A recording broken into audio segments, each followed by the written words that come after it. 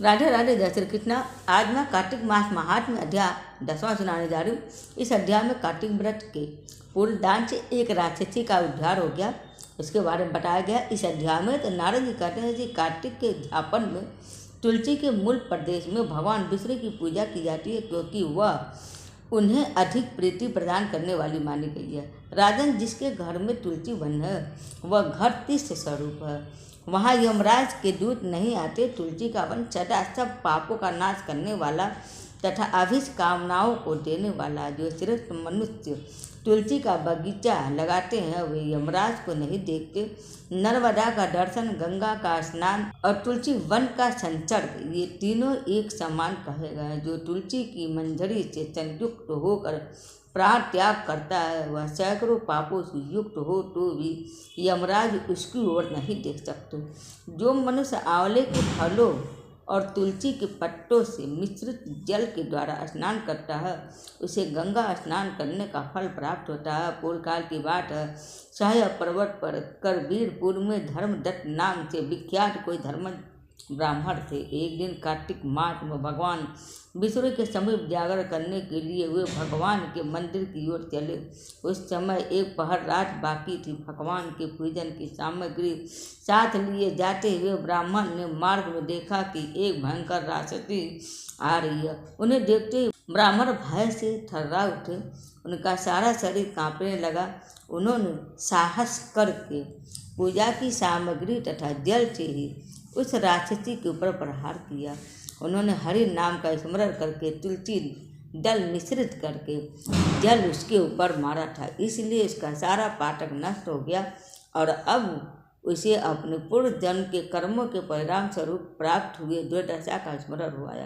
उसने ब्राह्मण को दंडवत प्रणाम करके इस प्रकार कहा, ब्राह्मण, मैं पूर्व जन्म के कर्मों के फल से इस दशा को पहुँची हूँ, अब कैसे मुझे उत्तम गति की प्राप्ति होगी। धर्मदत्त ने पूछा, किस कर्म के फल से तुम इस दशा को पहुँची हो और कहाँ की रहने वाली हो, तुम्हारा नाम है और आचार व्यवहार कैसा है, ये सारी बातें मुझे बताओ।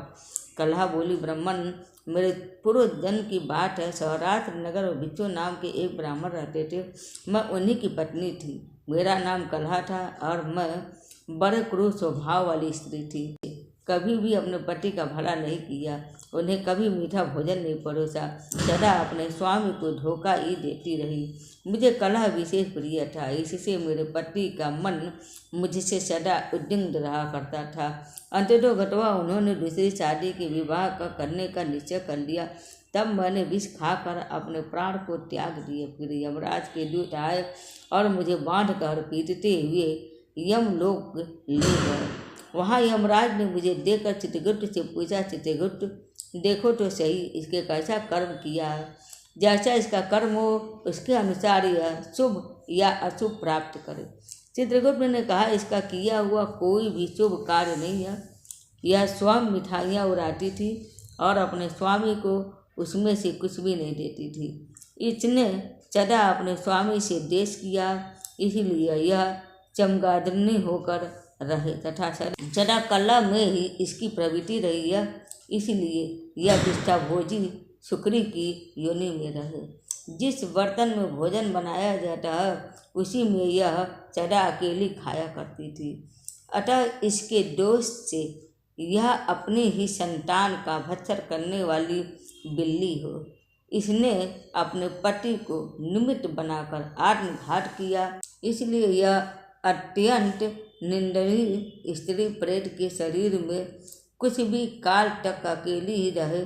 इसे यमदूतों के द्वारा निर्जल प्रदेश में भेज देना चाहिए, वहाँ दीर्घ काल तक यह प्रेत के शरीर में निवास करे। इसके बाद यह पापनी शेष 3 योनियों का भी उपभोग करेगी। कलहा घटी, विप्रवर, मैं वही पापनी कलहा हूँ। इस प्रेत शरीर में आए हुए 500 वर्ष व्यतीत हो चुके हैं। मैं सदा भूख प्यास से पीड़ित रहा करती हूँ। एक बनिए के शरीर में प्रवेश करके मैं इस दक्षिण देश में कृष्णा और वेणी के संगम तक आई हूँ। जो ही संगम तट पर पहुँची तो ही भगवान शिव और विष्णु के पार्षदों ने मुझे बलपूर्वक उसके शरीर से दूर भगा दिया और तब से मैं भूख का कष्ट सहन करती हूँ, इधर उधर घूम रही हूँ। इतने में ही आपके ऊपर मेरी दृष्टि पड़ी और आपके हाथ से तुलसी मिश्रित जल का संचर्क पाकर मेरे सब पाप नष्ट हो गए हैं। द्विजश्रेष्ठ, अब आप ही कोई उपाय कीजिए, बताइए मैं इस प्रेत शरीर से और भविष्य में होने वाली भयंकर 3 योनियों से किस प्रकार से मुक्त हो पाऊंगी।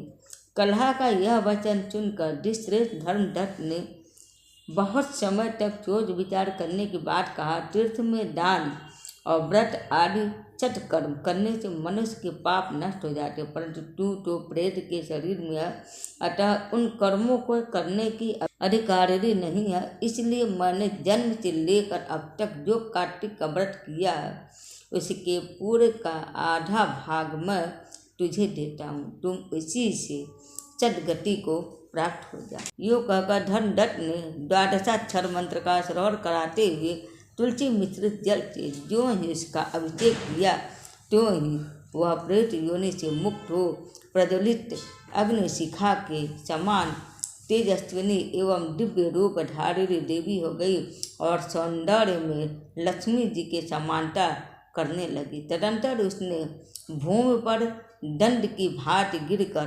ब्राह्मण देवता को प्रणाम किया और हर्ष गद गद वाणी में कहा, द्विजश्रेष्ठ, आपके प्रसाद से आज मैं इस नरक से छुटकारा पाएगी। मैं पाप के समुद्र में डूब रही थी, आप मेरे लिए नौका के समान हो गए।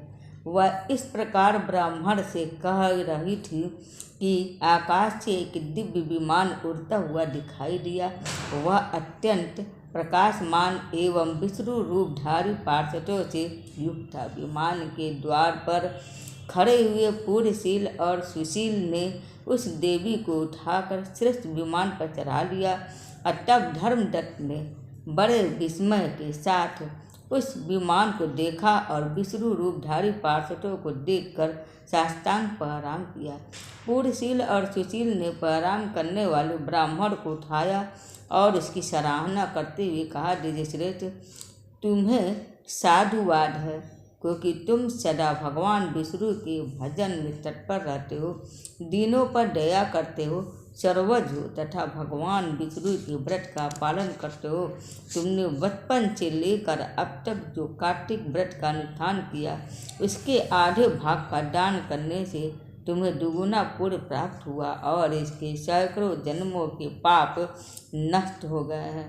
अब यह वैकुंठ धाम में ले जाई जा रही है। तुम भी इस जन्म के अंत में अपनी दोनों स्त्रियों के साथ भगवान विष्णु के वैकुंठ धाम में जाओगे। धर्मदत्त, जिन्होंने तुम्हारे समान भक्ति पूर्वक भगवान विष्णु की आराधना की है, वे धन्य और कृत हैं।